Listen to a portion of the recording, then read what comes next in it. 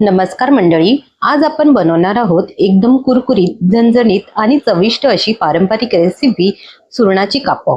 ज्यांना मासे खायला आवडतात पण काही वेळा शाकाहारी पर्याय हवा असतो, त्यांच्यासाठी सुरणाची कापं हा एकदम परफेक्ट पर्याय आहे.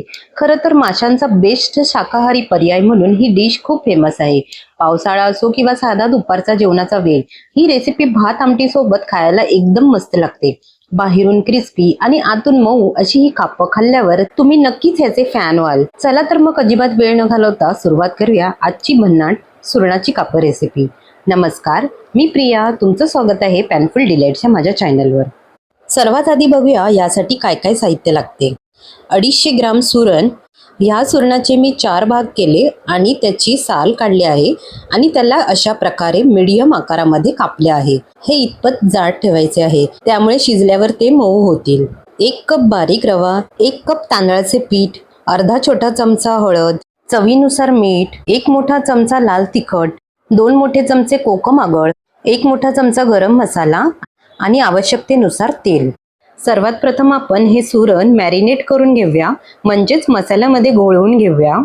मी इथे एका मोठ्या ताटलीमध्ये ही सुरणाची कापं काढून घेत आहे. यामध्ये आता 2 मोठे चमचे कोकम आगळ घालायचा आहे. जर तुमच्याकडे कोकम आगळ नसेल तर तुम्ही लिंबाचा वापर करू शकता. आता हे कोकम आगळ आपल्याला सर्व तुकड्यांना लावून घ्यायचे आहे. सुरण कापताना सुद्धा आपल्याला हाताला तेल लावूनच कापायचे आहे, जेणेकरून खाज उठणार नाही. सुरणामध्ये नैसर्गिकरित्या कॅल्शियम ऑक्सलेट असतात, ज्यामुळे खाज, जळजळ किंवा घशाला खवखव होऊ शकते. कोकमाची आंबट चव ही खाज कमी करण्यास मदत करते. आता यावर चवीनुसार मीठ घालूया. कोकम आगळमध्ये सुद्धा मीठ असते, त्यामुळे चवीनुसारच मीठ घाला. आता यावर लाल तिखट घालूया. लाल तिखट हे जेवढं तुम्हाला तिखट पाहिजे त्याप्रमाणे घाला. आता यावर गरम मसाला घालूया. आता यावर अर्धा छोटा चमचा हळद पावडर घालूया. आता हे चांगले मिक्स करूया आणि 5 ते 10 मिनिटांसाठी असेच ठेवून देऊया.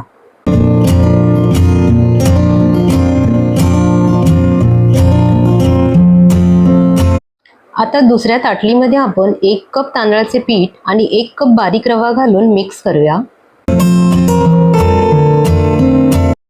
आता यामध्ये मीठ, गरम मसाला, लाल तिखट मसाला आणि हळद घालून हे मिश्रण एकजीव करूया.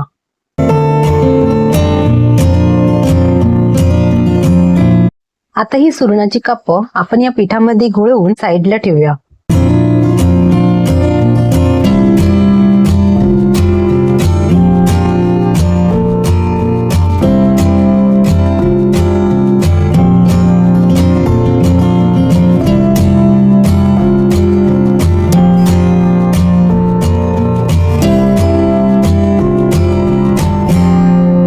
आता ही सर्व कापं आपण अशी घोळवून एका साईडला करून ठेवून देऊया.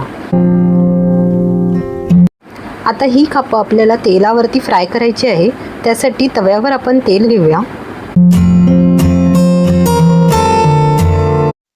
तेल गरम झाले की आपल्याला ही कापं अशी ठेवून द्यायची आहेत आणि कमी गॅसवर आपल्याला ही भाजायची आहेत.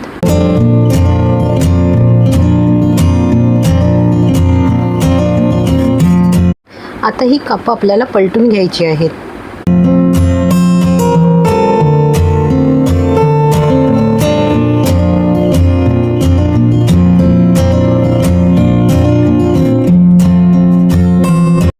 पाच मिनिटांनंतर परत ही कापं आपल्याला परतून घ्यायची आहेत.